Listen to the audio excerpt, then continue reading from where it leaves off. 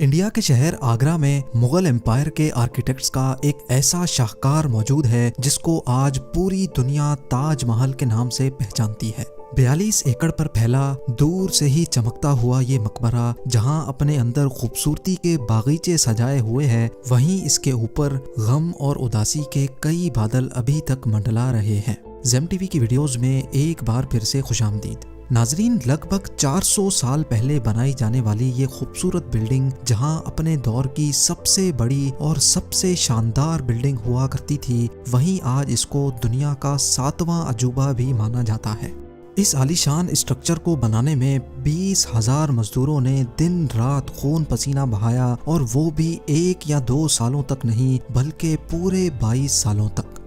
اگر آج کے دور میں اس کی قیمت کا اندازہ لگایا جائے تو سنگ مرمر کا یہ انمول مقبرہ حیرت انگیز طور پہ $1 بلین یعنی 7,500 کروڑ روپیوں سے بھی زیادہ مہنگا ہے، کیونکہ اس بلڈنگ میں مغل آرکیٹیکٹس نے اپنے ہنر کی کئی ایسی نشانیاں چھوڑی تھیں جن کی دنیا کے ٹاپ انجینئرز بھی آج تک تعریف کرتے ہیں۔ اس بلڈنگ کو ایسے ڈیزائن کیا گیا کہ جب مین گیٹ کے پیچھے سے اس کو دیکھا جاتا ہے تو یہ کافی بڑی لگتی ہے، لیکن جیسے ہی مین گیٹ کی طرف بڑھا جاتا ہے تو آٹومیٹیکلی اس کا سائز چھوٹا ہوتا جاتا ہے۔ دماغ کو چکرا دینے والی یہ کوئی پہلی ٹرک نہیں تھی جو مغل آرکیٹیکٹس نے استعمال کی ہو۔ اس کے گرد چاروں میناروں کو بالکل سیدھا کھڑا نہیں کیا گیا، بلکہ یہ مینار باہر کی طرف تھوڑا جھکے ہوئے ہیں، کیونکہ اگر ان کو سیدھا کھڑا کیا جاتا تو دور سے دیکھنے پر یہ اندر کی طرف جھکے ہوئے لگتے، جیسا کہ ان مسجدوں میں آپ دیکھ سکتے ہیں۔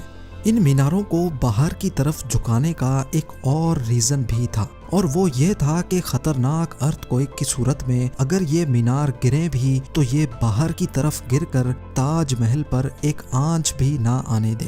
لیکن آخر ماجرا کیا تھا کہ اس کو بنانے والے کسی صورت میں اس پر ایک خراش بھی برداشت نہیں کر سکتے تھے۔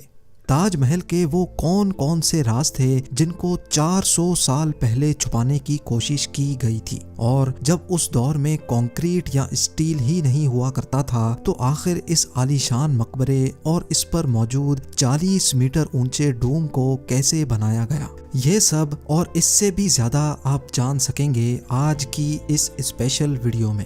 ناظرین، یہ معاملہ اسٹارٹ ہوا تھا سن 1607 میں، جب انڈیا اور پاکستان کے اس خطے میں مغل امپائر کا ہولڈ ہوا کرتا تھا۔ اس دن مغل شہنشاہ کا سب سے چھوٹا بیٹا شہاب الدین محمد خرم 15 سال کا ہو چکا تھا، اور اسی کی سیلیبریشن کے لیے آگرہ فورٹ میں ایک عالیشان پارٹی رکھی گئی تھی۔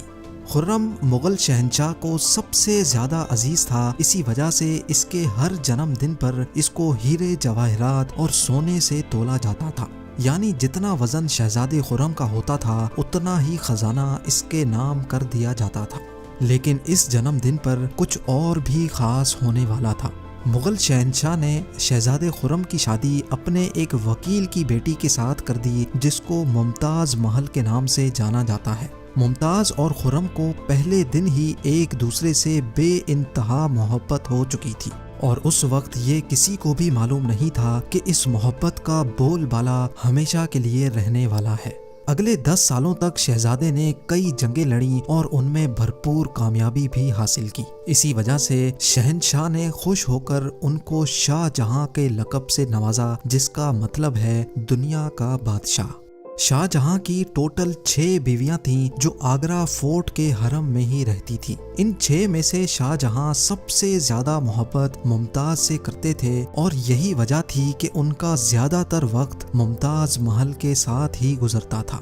وقت تیزی سے گزرتا جا رہا تھا، اور 4 سالوں کے بعد یعنی 1621 میں مغل شہنشاہ اچانک چل بسے۔ شاہ جہاں جو پہلے ہی مغل امپائر میں خاصا فیمس ہو چکا تھا اور جو شہنشاہ کا چہیتا بیٹا بھی تھا، 1628 میں یعنی باپ کی موت کے 7 سالوں بعد اس نے شہنشاہ کی گدی سنبھال لی۔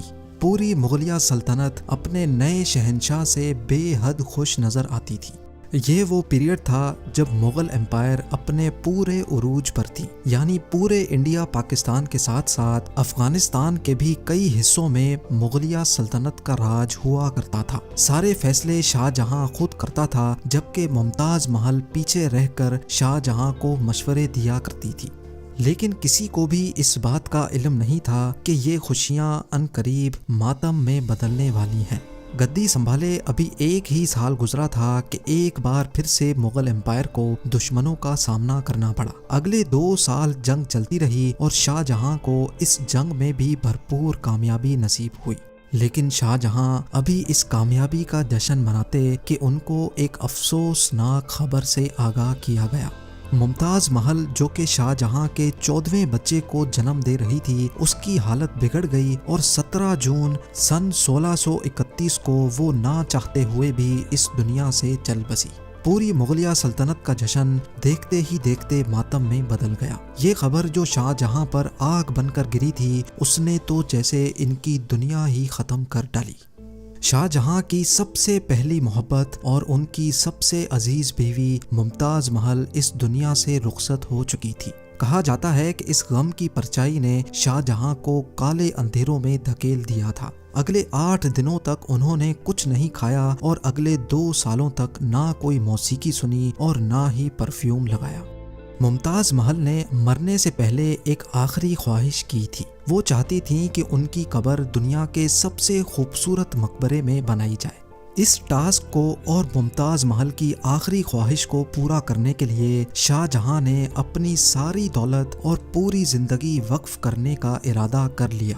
ممتاز کے گزرنے کے 6 ماہ بعد یعنی 1632 میں ہی تاج محل کی کنسٹرکشن کا کام شروع کر دیا گیا۔ قریب 20,000 سے بھی زیادہ مزدور، پتھر تراش اور کاریگروں کو پوری سلطنت سے اکٹھا کیا گیا۔ لشکروں کے لشکر شاہ جہاں کے حکم پر آگرہ بلوا لیے گئے تھے۔ کیونکہ ممتاز کی قبر یمنا ریور کے برابر میں موجود تھی، اسی وجہ سے اس جگہ پر دنیا کی سب سے خوبصورت بلڈنگ بنانا کافی مشکل ٹاسک تھا۔ ریور کے کنارے زمین کافی سافٹ ہوتی ہے اور اگر یہاں کھدائی کا کام کیا گیا تو پانی کا بہاؤ تاج محل کی فاؤنڈیشن کو بھی نقصان پہنچا سکتا تھا۔ اس مسئلے سے نمٹنے کے لیے مغل انجینئرز نے یہاں سب سے پہلے زمین کے اندر کئی کنویں کھدوانا شروع کیے۔ مزدور یہ کنویں تب تک کھودتے رہتے جب تک خشک زمین نظر نہ آ جاتی تھی۔ ان کنووں کو پتھروں اور گارے سے بھرا گیا اور پھر اس کے اوپر پتھروں کے بڑے بڑے کالمز کھڑے کیے گئے۔ اس سارے کام کو انجام دینے کے لیے مزدوروں کے ساتھ ساتھ ہاتھیوں کی ایک بہت بڑی فوج کو بھی استعمال کیا گیا۔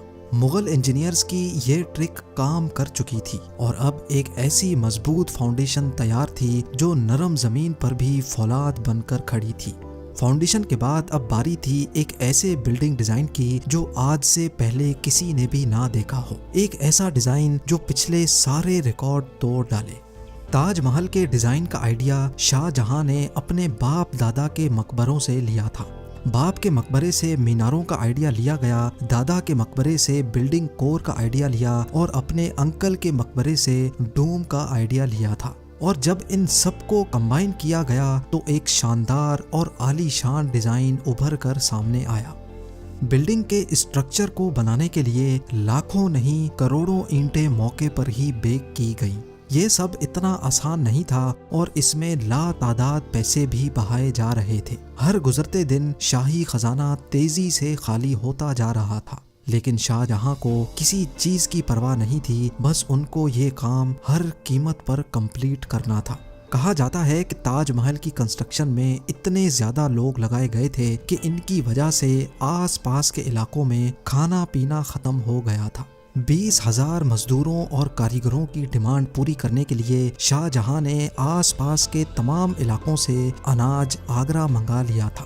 کئی سالوں کی محنت کے بعد بلڈنگ کا اسٹرکچر کمپلیٹ ہو چکا تھا اور اب باری تھی اس کو سنگ مرمر سے سجانے کی۔ یہ سنگ مرمر آگرہ سے 400 کلومیٹر دور راجستھان سے منگایا جانا تھا، کیونکہ یہاں کا مکرانہ ماربل آج تک دنیا کا فائنسٹ ماربل مانا جاتا ہے۔ شاہ جہاں نے تاج محل کے لیے پورا مکرانہ ماربل ریزرو کر لیا تھا، یعنی جب تک تاج محل کی ڈیمانڈ پوری نہیں ہو پائے گی تب تک کسی کو بھی یہ ماربل خریدنے کی اجازت نہیں تھی۔ 1000 ہاتھیوں کی مدد سے ہزاروں ٹن وزنی ماربل راجستھان سے آگرہ منگایا گیا۔ تاج محل کا یہ خوبصورت ڈوم اتنا بڑا ہے کہ اس کا اندازہ صرف آنکھوں سے دیکھ کر ہی لگایا جا سکتا ہے۔ آج کل اس طرح کے ڈوم بڑی آسانی سے اسٹیل اسٹرکچر پر بنائے جا سکتے ہیں، لیکن 400 سال پہلے 40 میٹر اونچے ڈوم کو بنانے میں ان کے پاس صرف پتھروں کا ہی سہارا تھا۔ اس ڈوم کو بنانے میں مغل انجینئرز نے جو اسٹریس کیلکولیشن کی تھی اس کی آج کے انجینئرز بھی بہت تعریف کرتے ہیں۔ تاج محل کی فنیشنگ کے لیے اس کو پیٹرا ڈورا یا پرچن کاری سے ڈیکوریٹ کیا جانا تھا۔ پیٹرا ڈورا ایک ایسی کلاکاری کو کہا جاتا ہے جس میں قیمتی پتھر کو ماربل کے اندر تراش کر لگایا جاتا ہے۔ ماربل کو بڑی مہارت اور باریکی سے قیمتی پتھر کی شیپ کے حساب سے تراشا جاتا ہے اور پھر اس میں پتھر کو گلو کے ذریعے چپکایا جاتا ہے۔ تاج محل پر استعمال ہونے والی گلو کوئی عام گلو نہیں تھی۔ کافی ریسرچ اور لیبارٹری ٹیسٹ کے بعد معلوم پڑا کہ یہ گلو شیرہ، لیمن جوس اور سنگ مرمر پاؤڈر کو ملا کر بنائی جاتی تھی۔ وہی سیم گلو آج بھی تاج محل کی رینوویشن کے لیے استعمال کی جاتی ہے۔ تاج محل کی خاص باتوں میں ایک بات یہ بھی ہے کہ یہ دن میں 4 مرتبہ اپنے رنگ بدلتا ہے۔ سورج نکلنے سے پہلے یہ بالکل بلیک شیڈ دیتا ہے، سورج نکلنے کے بعد یہ لائٹ یلو اور پنک شیڈ دیتا ہے، جبکہ دوپہر کے وقت تاج محل کی خوبصورتی کا نیا رخ دیکھنے کو ملتا ہے، نیلے آسمان پر جیسے موتی چمک رہا ہو، اور سن سیٹ کے وقت یہ پوری بلڈنگ گولڈن کلر کی دکھائی دیتی ہے۔ پورے 22 سالوں کے بعد سن 1654 میں تاج محل کی کنسٹرکشن کا کام مکمل کر لیا گیا۔ شاہ جہاں اپنی بیگم کی یاد میں دنیا کا سب سے خوبصورت مقبرہ بنانے میں کامیاب ہو چکا تھا۔ شاہ جہاں نے اس عالی شان عمارت کا نام اپنی پسندیدہ بیوی کی یاد میں ہی رکھا۔ ممتاز محل سے اس کا نام تاج محل رکھ دیا گیا۔ ہر سال شاہ جہاں ممتاز کی برسی پر یمونا ریور کے ذریعے تاج محل پر جایا کرتے تھے۔ یہ تاج محل کی ایسی انٹرنس تھی جس کو صرف شاہی خاندان کے لیے ہی بنایا گیا تھا۔ اس انٹرنس کی دیواروں پر دلکش نقاشی کا کام کیا گیا تھا جو شاید صرف شاہی آنکھوں کے دیکھنے کے لیے ہی کیا گیا تھا۔ شاہ جہاں کا یہ مہنگا ترین پروجیکٹ کمپلیٹ تو ہو چکا تھا، لیکن اس نے مغلیہ سلطنت کو تباہی کے کنارے پر لا کھڑا کیا۔ 4 سالوں کے بعد یعنی 1658 میں شاہ جہاں اور ممتاز کے اپنے ہی بیٹے نے شاہی تخت الٹ دیا اور خود مغل امپائر کا شہنشاہ بن گیا۔ شاہ جہاں جو پچھلے 30 سالوں سے اس تخت پر راج کر رہے تھے، اس کو قیدی بنا کر آگرہ فورٹ میں ہی بند کر دیا گیا۔ صرف ایک فیسلٹی ایسی تھی جو شاہ جہاں کو دی گئی، اور وہ یہ تھی کہ جس کمرے میں اس کو بند کیا گیا تھا اس کی کھڑکی سے وہ تاج محل کو دیکھ سکتے تھے۔ 8 سال قید میں رہنے کے بعد 74 ایئرز کی ایج میں شاہ جہاں بھی اس دنیا کو الوداع کر گئے۔ شاہ جہاں کا اب ممتاز سے دوبارہ ملنے کا وقت آ چکا تھا اور ان کو تاج محل میں ہی دفن کر دیا گیا۔ امید ہے زیم ٹی وی کی یہ ویڈیو بھی آپ لوگ بھرپور لائک اور شیئر کریں گے۔ آپ لوگوں کے پیار بھرے کامنٹس کا بے حد شکریہ۔ ملتے ہیں اگلی شاندار ویڈیو میں۔